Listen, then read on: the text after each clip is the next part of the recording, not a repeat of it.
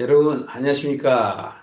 자, 갈라디아서 2장 11절부터 2장 마지막 절인 21절까지 오늘 은혜를 나눌 텐데요. 여러분께서 오늘 말씀을 잘 따라오셔야 할 이유는 잘못된 신앙관에 대해서 사도 바울이 어떻게 얘기하는가에 대해서 중점을 맞추셔야지, 일반적인 우리가 세상적인 믿음에 관해서 자신의 틀을 깨지 않으면 자칫 오도할 수 있다라는 그런 염려가 있습니다. 자세히 한번 우리가 은혜를 나눠보기로 하겠습니다.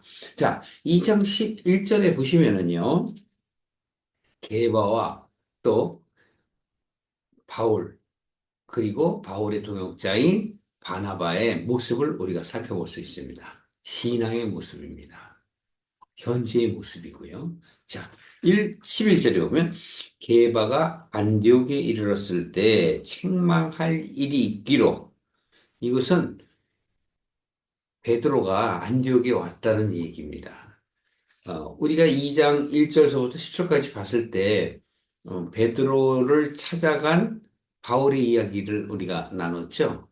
약 14년 지나서 찾아갔다는 얘기입니다. 찾아간 이유는 사사로이 찾아간 것이 아니라 외부인들에게, 즉 이방인들에게 참복음을 전하는데 어떠한 방해 요인을 어떻게 하기 위해서, 없애기 위해서 갔다는 것을 말씀을 드린 바 있습니다만, 자, 바울이 왜 베드로의 이야기를 하는지 우리가 오늘 한번 보시겠습니다. 베드로가 안디옥에 왔을 때, 이르렀을 때 책망할 일이 있기로 내가 저를 면책하였노라.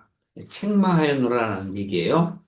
그럼 대개 우리가 세상적인 관점으로 볼 때는 베드로는 예, 바울과 달리 예수님의 12제자 가운데서도 가장 으뜸으로 여기는 스스로의 신앙인이라고 자부할 수 있는 사람인데, 어찌 12제자에도 속하지 아니하고 또 사도 바울이 베드로에게 와서 협조를 구할 때도 당신은 할례자에게, 나는 이방인에게 복음을 전하겠노라, 이렇게 복음의 효율성을 높이기 위해서 합의된 바 있습니다. 그런데 어떻게 예수교의 후배인, 한참 후배인 바울이 베드로한테 그렇게 책망할 수 있는 그런 위치가 있느냐? 예, 이런 거에 대해서 관점을 가지시면 안 돼요. 성경에서 하나님께서 우리에게 바울을 통해 무엇을 말씀하시고자 하는 것을 우리가 포커스를 맞춰야지, 세상적인 관점에서 어떻게 그럴 수 있느냐, 그런 내용이 아닙니다. 성경은 하나님의 뜻을 깨닫기 위해서 우리에게 주신 은혜의 장이에요. 그러니까 우리는 잘못 해석하거나 잘못 자신의 틀을 세워서는 안 됩니다. 자, 보십시오. 그런데 12절 보면 야고보에게서 온 어떤 이들이 이르기 전에, 이 얘기 뭐냐면, 지금 이스라엘, 즉 예루살렘에는 야고보가 그 예수교, 당시 예수교의 높은 위치에 있는, 즉 책임자의 위치에 있는 그 야고보를 얘기합니다. 그가 사람들을 보냈다는 얘기예요. 그래서 야고보에게로부터 온 어떤 이들이 이르기 전에 게바가 이방인과 함께 먹다가, 즉 이방인들하고 식사를 같이 하고 있었던 거예요. 그러니까 베드로가 오랜만에, 즉 바울의 그 사역지, 바나바의 사역지에 왔으니 이렇게 식사를 대접을 했겠죠. 이방인들과 함께 있었던 그 자리라는 얘기입니다. 어떤 환경인지 여러분 이해하시죠? 그런데 이방인과 함께 먹다가 저희가 오메, 즉 야고보로서부터 온 그 바로 예루살렘에서 온 교인들이죠. 그들이 오니까 바로 베드로가 할례자들을 두려워하여 떠나 물러가매, 이렇게 얘기합니다. 바로 예수교의 지도자인 베드로가 바로 그들의 문화, 율법도 아닙니다. 물론 율법적으로 얘기를 한다면 이방인들과 같이 하지 말라 그랬죠. 근데 당시에 그들의 사상은 바로 자신들만이 유일하게 선택받은 선민이라고 생각을 했기 때문에 이방인들은 다 죄인이라고 생각을 했어요. 요즘 우리들이 이렇게 이해하기는 좀 쉽지는 않습니다. 그러나 그들의 그 문화가, 그들의 사고가 바로 자신들만 구원을 받는다고 생각하기 때문에 이방인들을 죄인이라는 표현을 썼어요. 그리고 이방인들이 당시 문화로는 우리가 하나님의 나라가 쓰게 되면 이방인들은 자신들의 종이 될 것이라는 그러한 잘못된 생각들이 만연해 있었습니다. 그래서 사도 베드로가 자신도 그 생각이 빠지지가 않은 거예요. 물론 예수 그리스도 안에 하나님 안에 모든 자가 구원을 받을 수 있다라는 생각을 하면서도 예수님의 그 가르침을 잊어버린 거예요. 여기서는 무엇이 먼저 생각나요? 세상적인 그러한 요구사항이나 그런 관념이 먼저 생각이 난 거죠. 그래서 떠나게 된 거예요. 그랬더니 바로 어떻게 됐습니까? 남은 유대인들도 저와 같이 외식함으로 떠났다는 얘기죠. 이방인들과 같이 먹다가 떠나버려요. 그럼 어떻게 되겠습니까? 이방인들의 입장에서 본다면, 그러니 사도 바울이 이 이야기를 왜 썼냐 하는 그 목적은 잠시 후에 미루고, 또 보십시오. 그런데 보십시오. 바나바도 저희의 외식에 유혹되었느니라. 사실 바나바와 바울은 아주 동역자로서 가까운 사이였어요. 그런데도 베드로가 그 자리, 식사 자리를 떠나니 바나바도 떠나게 됐고, 유대인들은 뭐, 당연히, 거기서 유대인들은 바로 베드로와 함께하는 유대인들이고, 그 안디옥에 있던 유대인들을 이야기하는 겁니다. 베드로가 야고보에게서부터 왔다 그러니까, 어, 이방인들과 식사를 하는 걸 책망을 받을까 봐 일어난 거죠. 그러니까 이게 참 어려운 일입니다. 좀 더 보실까요? 그래서 34절에, 24절이죠. 그러므로 나는 저희가 복음의 진리를 따라 바로 행하지 아니함을 보고 모든 자 앞에서 게바에게 이르되 내가 유대인으로서 이방을 쫓고 유대인답게 살지 아니하면서 어찌하여 억지로 이방인을 유대인답게 살게 하렸냐 라고 얘기했다 하였노라 그럽니다. 그래서 이게 중요한 말이죠. 사도 베드로가 그렇게 외식을 했다는 거예요. 바울의 눈에 그렇게 보이는 겁니다. 그러니까 진리의 복음을 받은 자가 어떻게 그렇게 행할 수 있느냐라는 거예요. 이 얘기는 뭐냐면 바울의 체험에 의해서 바울도 예전에 그렇지 않았다고 지난 시간에 자세히 설명했죠. 사도 바울은 완전 율법주의자였고 성경에 능통한 자였고 바리새인 중에 바리새인이에요. 그런 세상 속으로 환경이 요새 소위 얘기하는 예, 금사과예요. 그럼에도 불구하고 성령님을 만나고 즉 예수님을 만난 거죠. 나는 네가 핍박하는 예수라 이렇게 예수님께서 바울에게 말씀을 했지 않습니까? 그 뒤로 바울은 3년여간의 그런 훈련과 자기 자신과의 신앙적 부탁드림, 받아들임이 있었단 말이에요. 그런 이후에 그가 정말 예수님을 받아들이게 된 것이죠. 참 진리를 깨닫게 된 거예요. 근데 이렇게 깨달은 자가 옛 모습으로 돌아가면 어떻게 됩니까? 안 되죠, 물론. 그런데 여러분, 저나 모든 크리스찬들을 다 할 거 없이 사도 바울은 뭐라 그러냐면 의인은 하나도 없나니 로마서 3장 10절에 보면 의인은 하나도 없다고 얘기해요. 하나님 앞에서 의인이 하나도 없다라는 건 뭐예요? 하나님의 뜻대로 자기의 생각이 바뀐 자들이 없다는 거예요. 그래서 우리는 자신도 모르게 자기의 틀을 완전히 깨어부수지 못하고 바로 서지 못하는 거예요. 그거를 인정을 할 수 있어야 됩니다.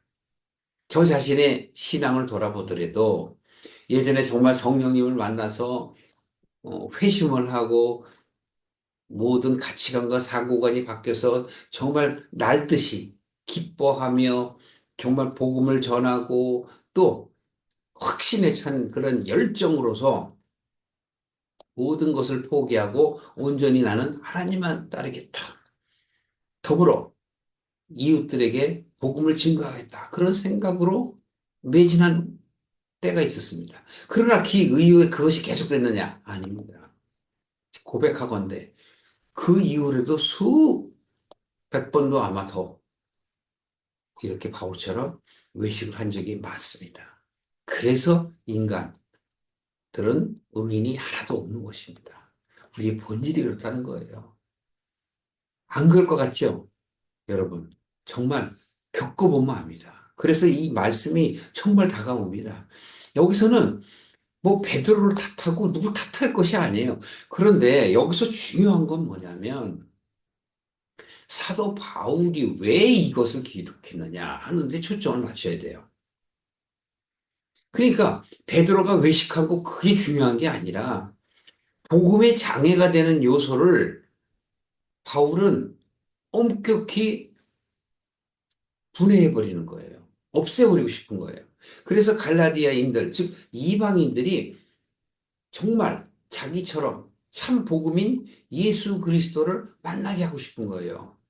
그런데 그래서 자신이 예루살렘에, 즉 이스라엘에 가서 자신의 그 전도 사역을 알리고 그리고 여러 가지의 할례에 대한 문제라든가 율법적인 것들에 대한 이해도 받았단 말이에요.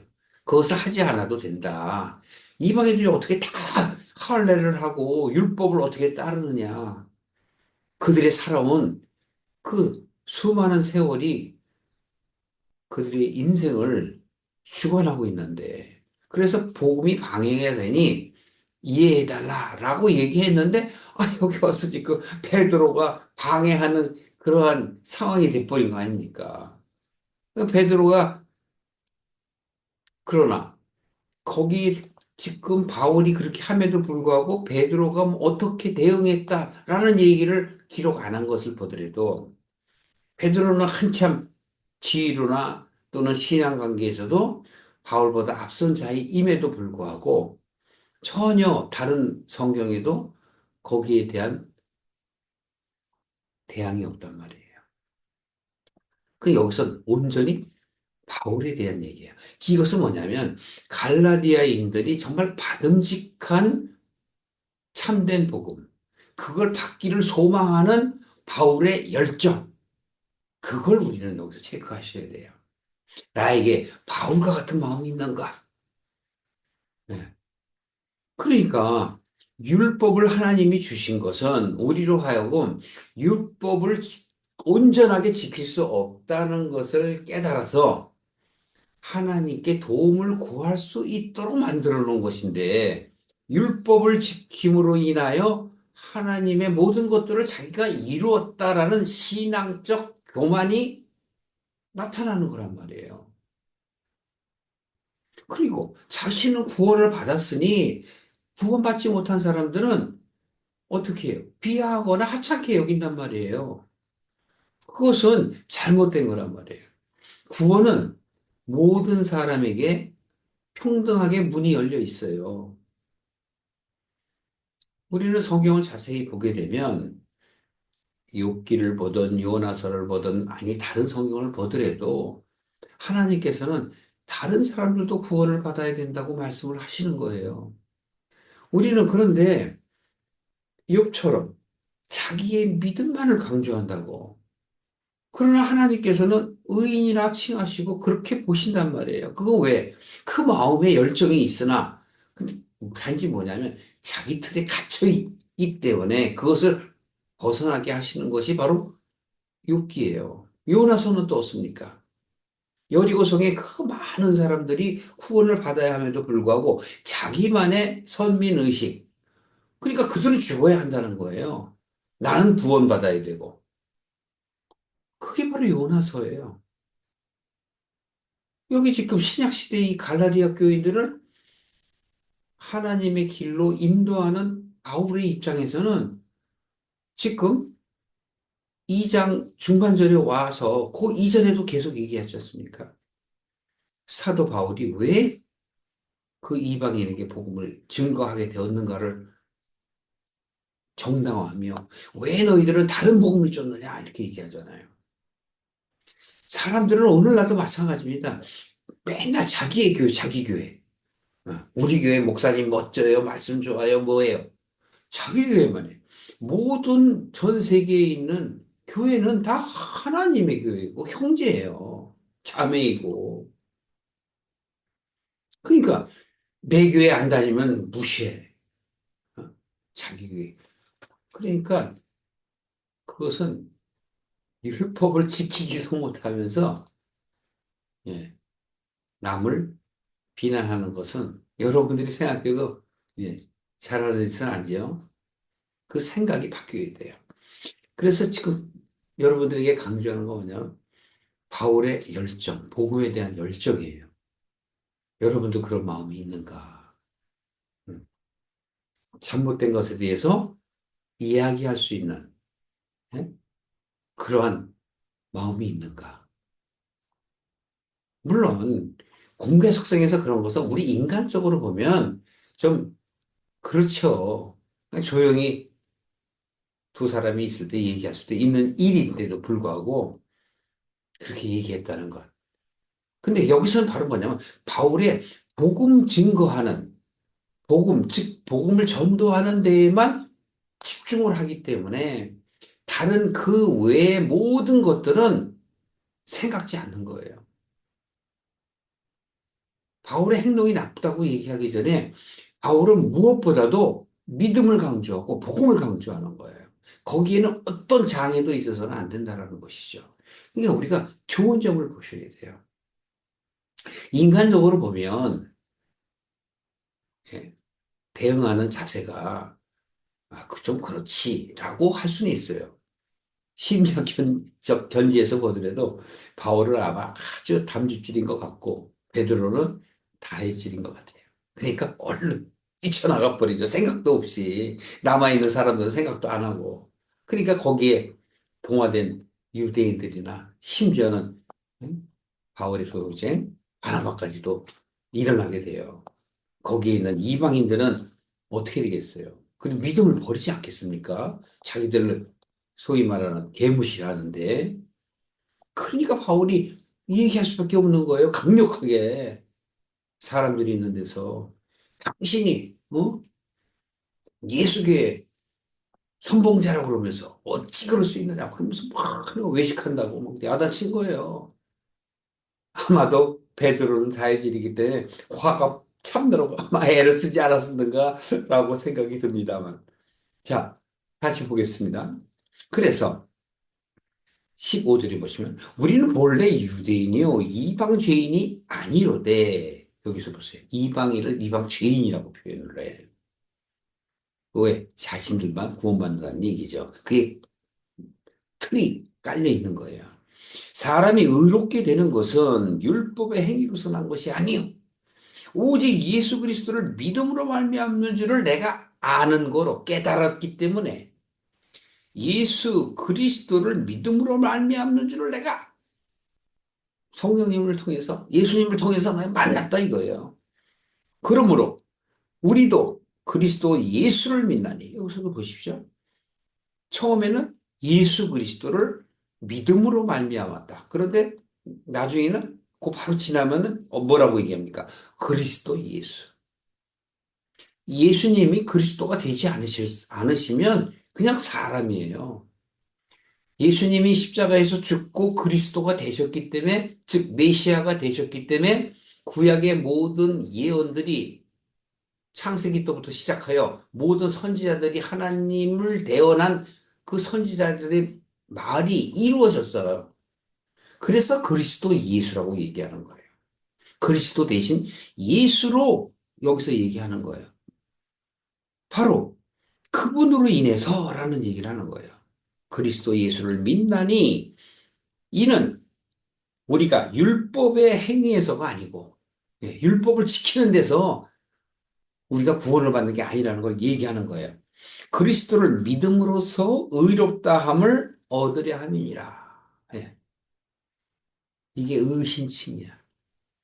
하나님의 뜻은 우리가 구원받는 거거든요. 그러니까 여기서 지금 바로 그 구원에 대해서 이야기를 하는 거예요. 그리스도를 믿음으로 의롭게 되었다. 그리스도를 믿지 않으면, 즉 메시아를 믿지 않으면 구원이 없는 거죠. 즉 예수가 바로 성령께서 하나님께서 직접 육신으로 오셨잖아요. 그걸 성육신이라고 보통 우리가 학문적으로 말하는데 그분이 육신의 모습으로 오셔서 하나님의 뜻을 이루신 거잖아요. 그 요한복음 6장 39절에 나는 내 뜻을 이루려고 하늘에서 온 것이 아니라 28절 얘기예요. 바로 뭐라 그래요? 나는 아버지의 뜻을 이루기 위해서 왔다 그래요. 그리고 6장 39절에 나는 아버지의 뜻이 바로 무엇이냐? 그러면서 그 아버지의 뜻은 내게 주신 자를 마지막 날에 하나도 잃어버리지 아니하고 다시 살리는 부활이에요. 다시 살리시는 거다. 다시 살리는 것이다. 그게 바로 아버지 뜻이며 내가 할 일이다라고 말씀하신단 말이에요. 네. 그것을 아는 바울이 어찌 가만히 있겠습니까? 바로 구원할 대상들이 바로 갈라디아 그 지방의 사람들인데 그걸 방해하는 걸 보고서 사도 바울은 열정을 표출할 수밖에 없었던 것이죠. 그래서 16절을 잘 보십시오, 여러분. 이는 우리가 율법의 행위소가 아니고 그리스도를 믿음으로써 의롭다함을 얻는 것이니라. 이걸 이신칭의라 그런단 말이에요. 하나님의 뜻은 구원이죠. 그것을 믿는 것을 하나님께서는 의인이라 칭해준단 말이에요. 근데 의인은 하나도 없어요. 로마서 1장 17절이나 히브리서 10장 38절에 보면 오직 의인은 믿음으로 살리라. 그러나 뒤로 물러가면 하나님께서 기뻐하지 아니하시리라 그런단 말이에요. 그러니까 우리가 한번 진리를 맛보고 옛 것으로 돌아가면 구원을 못 받는단 말이에요. 물론 기회는 또 주시지만 완전히 옛 것으로 돌아가면 절대로 구원받지 못한다고 성경은 말하고 있고 우리는 성경 안에서 목도한 바가 있지 않습니까? 자, 그 16절 전체를 다시 한번 읽어볼게요. 사람이 의롭게 되는 것은 율법의 행위가 아니요 오직 예수 그리스도를 믿음으로 말미암는 줄을 내가 듣고 깨달았는데 우리도 즉 우리들도 그리스도 예수를 만나서 이는 우리가 율법의 행위가 아니고 그리스도를 믿음으로 의롭다함을 입었나니라. 전체적으로 이해하시죠? 그러니까 우리가 어떤 행동을 나타내는 그것이 내가 구원을 받는 게 아니라 참 대신 그 복음, 메시아를 믿는 것, 이름은 예수죠. 그 예수가 그리스도가 되신 것을 믿는 것이 내 안에 참된 그리스도가 있는 거란 말이에요. 그 그리스도가 정치 그냥 있는 게 아니라 그 믿어지면 그것이 나의 틀이 되는 거란 말이에요. 나의 사상, 사고가 생각이 되는 거라는 것을 말씀하고 계세요. 그래서 바로 의롭다함을 얻을 그 사람들은 행위로 하는 것이 아니다라는 걸 분명하게, 단호하게 바울은 이야기하며 17절에 보면 만약 우리가 그리스도 안에서 의롭게 되려다가 죄인으로 나타나면 그리스도께 죄를 짓게 하는 자냐? 그렇잖아요. 그리스도가 다 구원을 받게 하고 생각을 받고, 즉, 마지막 날에 다시 살리는 거라고 그랬잖아요. 그 마지막 날은 내가 죽는 날이에요. 내 인생을 끝나는 날. 인생을 끝나는 날 내가 하나님께 가느냐 못 가느냐. 그거는 선택은 내가 하는 거죠. 그렇기 때문에 여기서 바울은 양보할 수가 없는 겁니다. 깨달은 사람으로서 예수님을 만난 참 신도로서 그들과 야합할 수가 없는 거란 말이에요. 그래서 강력하게 단호하게 얘기했다는 거죠. 그래서 18절에 보세요.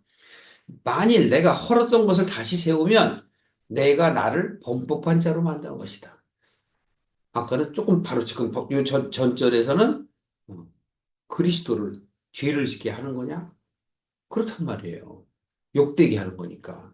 또 18절에서는 내가 그렇게 했다면, 헐었던 것을 내가 다시 세웠다면, 버렸던 것을 다시 가져왔다면, 취했다면, 나 또한 내가 나 자신을 하나님의 법을 어기게 하는 범법자라. 그렇게 말씀을 하며 사도 바울은 뭐라고 얘기하는지 봅시다. 내가 율법으로 말미암아 율법을 향하여 죽었나니 그렇습니다. 여기서 갈등을 했죠. 그래서 3년간 아라비아에 갔다 왔어요. 그 자세한 내용은 얘기 안 하죠. 사도 바울은 자기가 은사가 있어도 자세히 그런 얘기 안 해요. 그러니까 사도 바울이 우선하는 건 구원이고 하나님의 뜻이 우선이지 거기에 수반되는 어떤 은사라든가 이런 거에 대해서는 일절 얘기를 안 해요. 그러면서도 다른 사람에게는 믿음을 위해서 너희들은 은사를 구하라 이렇게 얘기해요. 자기 자신은 은사가 있으면서도 얘기 안 하고. 우리는 믿음의 소유자가 되면 이러한 사도 바울을 본받아야 된다라고 생각을 합니다. 그래서 20절에 보시면 내가 그리스도와 함께 십자가에 못 박혔나니 아주 중요한 얘기예요. 사실은 지금 요 몇 절 갖고도 몇 시간을 얘기할 수 있어요. 내가 그리스도와 함께 십자가에 못 박혔다. 이 갈라디아서 5장에 가면 나중에 이 얘기를 다시 한번 정확하게 해요. 십자가에 뭐예요? 정과 욕심을 못 박아야 한다 그런 거예요. 예수님은 실제로 돌아가셨고 육체로 육신이 십자가에 못 박혔어요. 우리는 어떡하라고? 우리도 십자가에 못 박혀. 그럼 밖에 얘기가 아니에요. 내 마음속에, 내 생각 속에, 내 사상 속에 정과 욕심, 어떤 정과 욕심이에요? 이 세상 것 아닙니까? 율법적인 걸 포함해서 모든 이 세상의 가치를 쫓는 그 마음을 내려놓으라는 얘기죠. 그게 바로 자기를 부인하는 거고, 자기 십자가를 짓는 거예요. 자기를 부인하는 건 자기의 틀을 버리려는 마음이고, 자기의 십자가는 자기의 죄성, 하나님의 뜻으로 가지 아니하고 세상의 가치를 쫓는 것이 바로 그게 죄예요. 넌 할 거 없이 근데 세상의 가치를 쫓고 살지 않습니까? 크리스천이라 하면서 저나 모두가 다 우리는 여기에서 그걸 바라보셔야 됩니다. 바울의 그 참 믿음이 너에게 있는가? 우리가 깨달았으면 그러한 믿음이 내게 있어야 되잖아요. 옛사람이 새사람이 되었다면 옛날 복음에서 이제는 새로운 복음을 내가 받아들여서 예수가 그리스도 되신 것을 믿어 그리스도가 예수가 내 안에 있다면 베드로처럼 심지어는 바나바처럼 우리가 세상의 것을 두려워해서는 안 된다는 얘기죠. 20절을 다시 보세요. 내가 그리스도와 십자가에 함께, 여기서 함께 더불어요.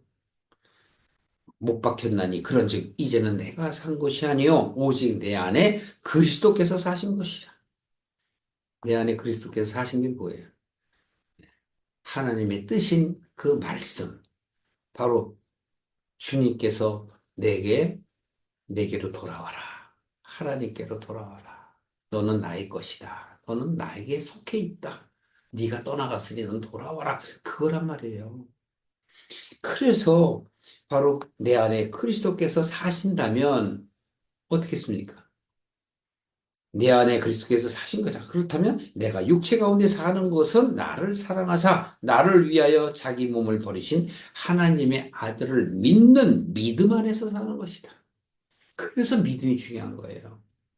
율법을 행하는 것이 아니라 율법을 지킨다고 구원받는 것이 아니라 예수 그리스도를 믿음으로 말미암아 그 그리스도 예수가 내 안에 있는 것. 그게 믿음이라는 거예요. 그러면 간단하게 정의하면 믿음은 뭐예요? 하나님의 뜻을 아는 것. 그게 믿음이에요. 성경을 아무리 여러 번 보신다고, 통독한다고 해도 여러분들이 깨닫지 못하면 믿음이 있는 건가요? 없는 건가요? 스스로 자문해 보시기 바랍니다. 21절 마지막입니다. 내가 하나님의 은혜를 표하지 아니하노니 만일 의롭게 되는 것이 율법으로 말미암았다면 그리스도께서 헛되이 죽으셨느냐? 그러면서 3장에 가면 어리석도다 이렇게 얘기해요. 3장 1절 한번 보세요. 갈라디아 사람들아, 예수 그리스도께서 십자가에 못 박히신 것이 너희 눈앞에 밝히 보이거늘 누가 너희를 꾀더냐? 야, 바로 이겁니다.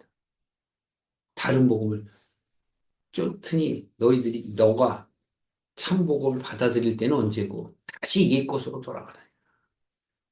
자, 오늘 우리가 2장 11절부터 21절까지의 말씀은 사도 바울의 참된 복음의 소유. 여러분에게도 그 참된 복음의 소유를 하고 있습니까? 라는 질문이며, 행위에서 구원을 받는 것이 아니라 믿음으로 말미암아. 무엇을 믿어요? 예수 그리스도를 믿음으로 말미암아. 내 안에 어떻게 돼요? 메시아 사상. 내가 하나님의 나라에 갈 수 없는데 하나님의 은혜로 말미암아 메시아를 통해서 바로 내가 하나님께 갈 수 있다는 것. 그것이 확고하게 자리 잡은 것. 그것이 저와 여러분에게 있느냐 하고 사도 바울은 물어봅니다.